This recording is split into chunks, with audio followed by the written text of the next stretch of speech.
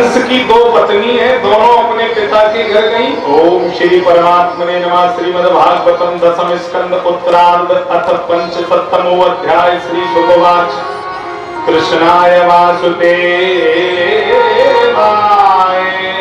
हरये परमात्मने प्रतक्लेशनाशाय गोविंदाय नमो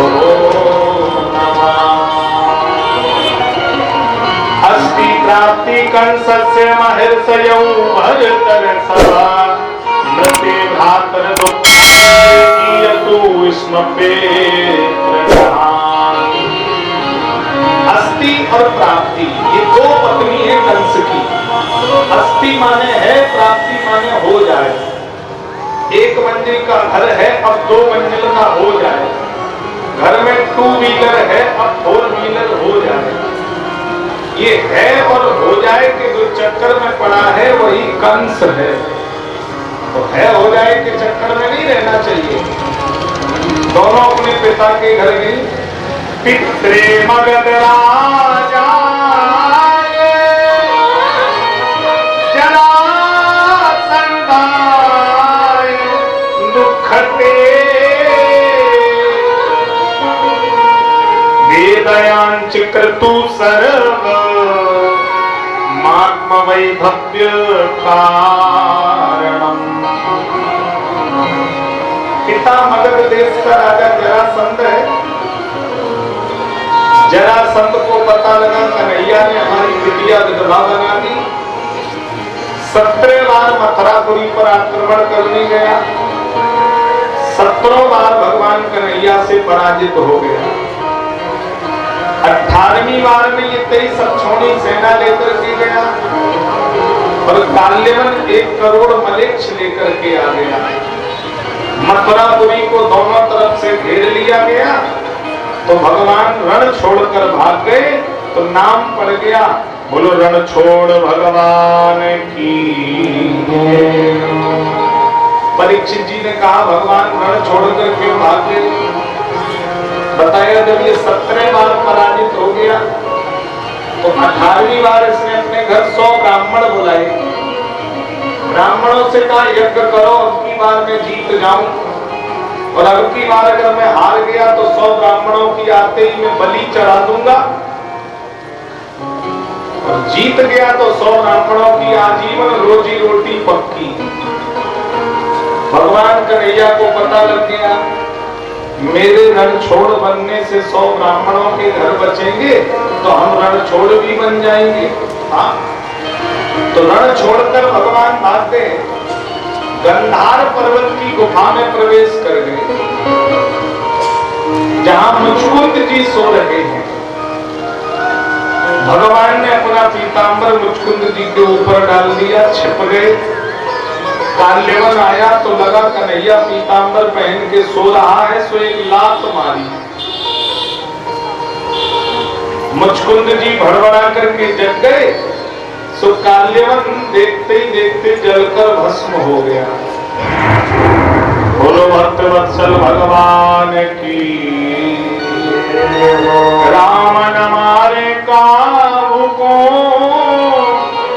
ना हत्यारे राम और आप ही पे मर जाते हैं कर कर खोटे काम। परीक्षित जी ने पूछा ये मुचकुंद जी कौन थे?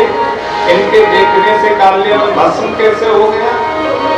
साइक्ष्वाक फुलेगा तो माधात्र तनयोरमान मुचकुंद इति ख्याता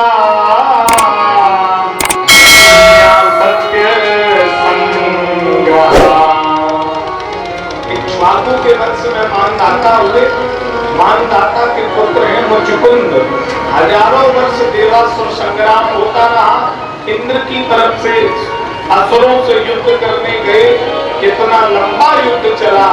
इनके समय का पृथ्वी पर कोई जीवित नहीं बचा। इंद्र ने कहा पृथ्वी पर जाकर के क्या करोगे, तुम्हारे समय का तो कोई जीवित नहीं है। मुचकुंद बोले मैं सोना चाहता हूं, यदि कच्ची नींद मुझे कोई जगा दे तो वो जल करके भस्म हो जाए। काल्यवन जल करके भस्म हो गया।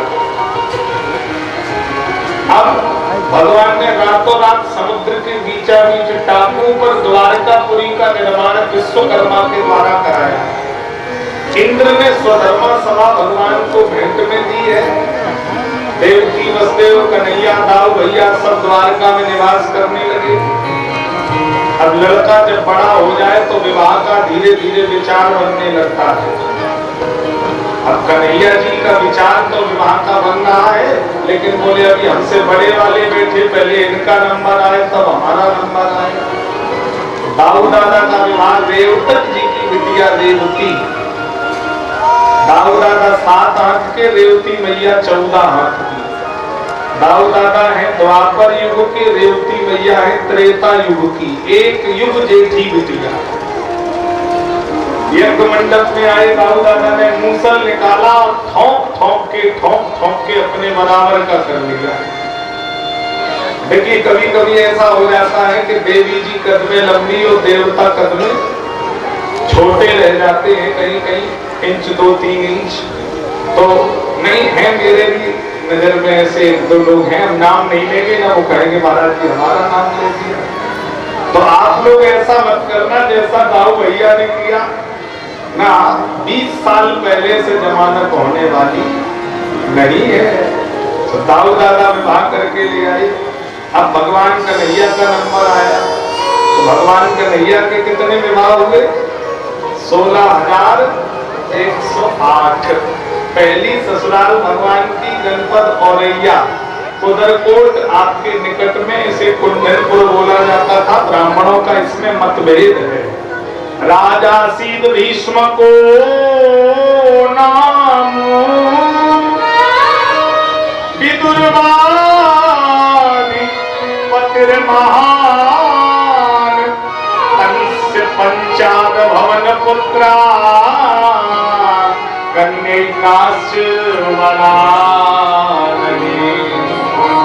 राजा भीष्मक हैं, इनके 5 पुत्र हैं और 1 पुत्री है।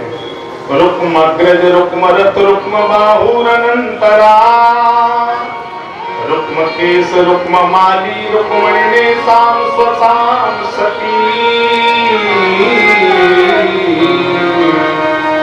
रुक्मग्रज रुक्मरथ रुक्म बाहु रुक्मकेश रुक्ममाली, सबसे छोटी बिटिया है जिसका नाम है रुक्मणी। भैया चाहते हैं कि बहन का विवाह शिशुपाल के साथ हो। शिशुपाल चेदी नरेश है, बड़े जलजले वाला राजा है।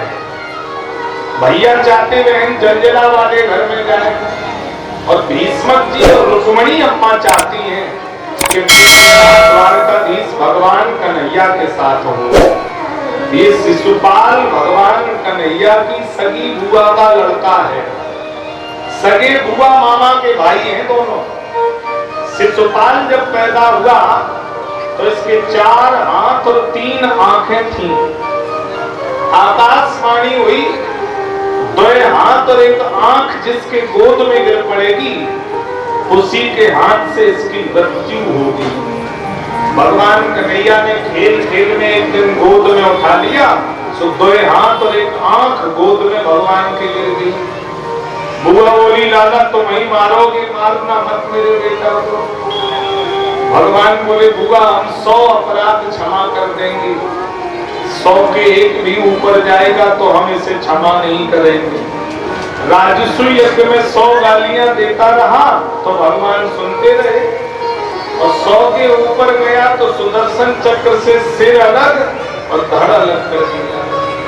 तो देखिए विवाह की तिथि निश्चित हो गई, बारात की तारीख निश्चित हो गई। रुक्मणी जी ने प्रेम पत्र लिखा है और एक ब्राह्मण देवता के हाथ में दिया, ये द्वारकाधीश के पास पहुंचा दो। प्रेम पत्र कैसे लिखा गया? देखो पुराने जमाने का प्रेम पत्र कैसे लिखा गया हम आपको बताते हैं। नए जमाने का मुझे गलत नहीं मालूम है, मैं देखा है। पुराने जमाने का आप सुनिए। सबसे पहले श्री गणेशाय नमः, साइड में कुंडलपुर से द्वारिका, नीचे डॉट डॉट डॉट विदित हो। डॉट डॉट डॉट में 7 श्लोक मैया ने लिखे हैं। 7 श्लोकों में क्या लिखा यह आप समझ लीजिए। श्रुत्वा गुणान भुवन सुंदर सुरवतां ते निर्विस्करण विवरैर हरतोंगतापम् रूपं दृशां दृशमतां मखिलार्कलाभम्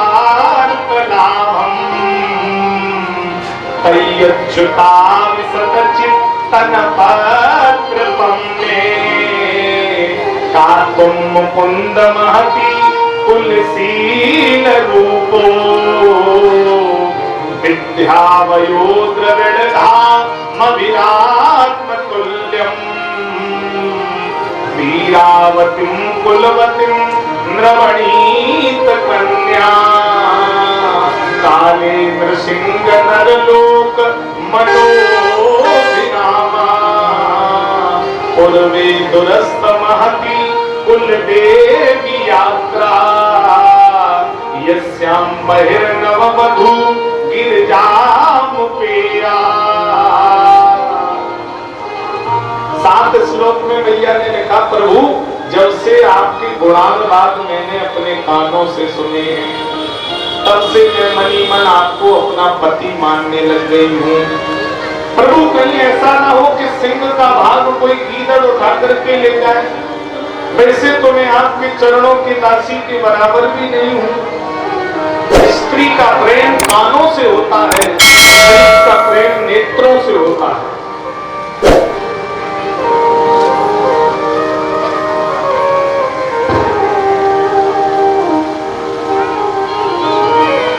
आज भगवान ने प्रेम पत्र पढ़ा। दारुक सारथी से कहा कल सवेरे चुपचाप का विवाह करने कुंडलपुर चलना है। ये बात किसी को पता न लगे। दारुक सवेरा हुआ तो जागा, घरवाली पहले जग गई। घरवाली ने कहा कहाँ जा रहे हो? दारुक ने कहा उन्होंने मना की है। बोले मना की तो जरूर बताओ, हम पत्नी है तुम्हारी। दारुक ने कहा उन्हें बताना मत।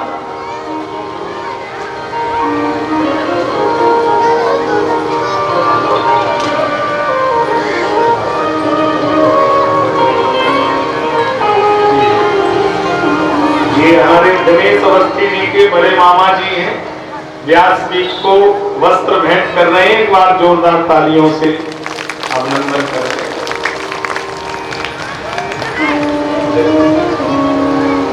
तो मैं आपसे निवेदन कर रहा था,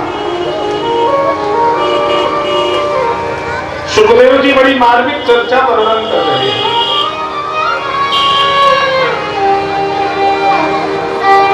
घरवाली ने कहा हमें बताओ। दारुक ने कहा वो चुपचाप का विवाह करने कुंडलपुर जा रहे हैं। घरवाली बोली बेफिक्र होके जाओ, हमें कोई मतलब नहीं, हमारी इधर उधर करने की आदत नहीं, तुम जाओ। दारुक रथ लेकर निकले। उन्होंने साकर लगाई, वे बगल वाली के घर पहुंच गए। कहे दीदी तुमने एक बात सुनी? बोले हमने नहीं सुनी। देखो दीदी हम अपनों समझ के बताना ही, हमारा नाम ना है। माताएं कहे बिना मानेगी नहीं और पीछे से ये भी कहे कि हमारा नाम ना है। वो बगल वाली के घर में साकर लगा के चली गई। औरतें सुन के औरतें सुन के औरतें, तब विधाता ने नाम रखा औरतें। रीका बुलौआ लगवाना हो, एक माता बहन के कान में बात पहुंचा दो, सुबह से शाम तक पूरे गांव में बात फैल जाएगी। ऐसी कोई माता नहीं है जो पति कोई बात बताए तो पुत्री बेटे को न बताए, सहेली कोई बात बताए तो बेटी या पिता को या पुत्र को या पति को न बताए। मूल ऐसा कोई माता नहीं जो राज अपने भीतर छिपा सके। कभी ना कभी वो अपना राज किसी न किसी से जरूर कह देगी, क्योंकि माताओं को श्राप लगा है। किसने श्राप दिया है? जब महाभारत का युद्ध हो गया तो कुंती मां ने कहा अर्जुन ये सब तुम्हारे परिवारीजन हैं, इनका अंतिम संस्कार करो जाकर के। पांडवों ने सबका अंतिम संस्कार किया लेकिन कर्ण का अंतिम संस्कार नहीं किया। कुंती मां ने कहा धर्मराज तुमने कर्ण का अंतिम संस्कार किया? माँ वो हमारे परिवार का नहीं था, वो तो विरोधी था। हमने उसको चील कौओं से खाने के लिए बड़ा छोड़ दिया। कुंती के आंख में आंसू आ गए। कुंती के आंख के आंसू देख करके धर्मराज दौड़ करके आए, बोले माँ आज तू कुछ मुझसे छिपा रही है, मां तुझे बताना पड़ेगा, तेरे आंख में आंसू हैं।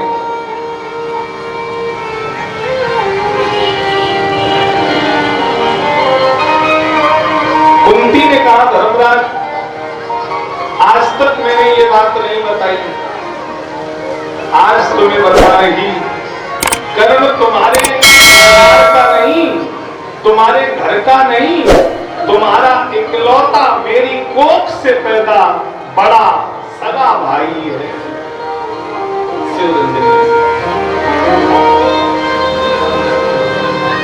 इतने में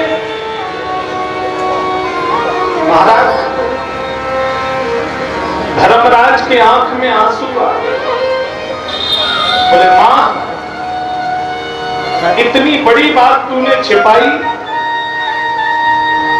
एक भाई के हाथ से भाई की हत्या करवा दी। तू अगर एक बार बता देती कर्ण मेरा भाई है तो मैं कभी युद्ध न करता, कर्ण को मना करके घर ले आता। मां तूने कर्ण जैसे भाई की हत्या करवा दी। अर्जुन रोने लगे, बोले धर्मराज मैंने कई बार तुमसे कहा था कि जब मैं कर्ण के चरण देखता था तो कर्ण के चरण कुंती मां के चरण जैसे दिखाई देते थे, पर तुमने एक बार बात नहीं मानी। पांचों पांडव रोने लगे। आज धर्मराज ने श्राप दिया कि मां मैं तुम्हें नहीं वरन नारी जाति को श्राप देता हूं, आज के बाद तुम्हारे अंदर कोई राज और कोई बात छिपेगी ही नहीं। श्राप दे दिया धर्मराज।